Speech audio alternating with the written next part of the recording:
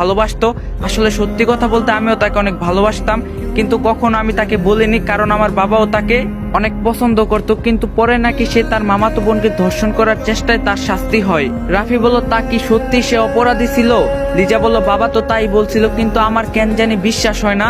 আমাকে সে বোনের চোখ ছাড়া আর কোনো চোখেই দেখেনি। এসব কথা শুনে রাফি একটু হতাশ হয়ে বলে, আপনি ঠিকই বলছেন, সে নির্দোষ। লিজা বলল, নির্দোষ মানে?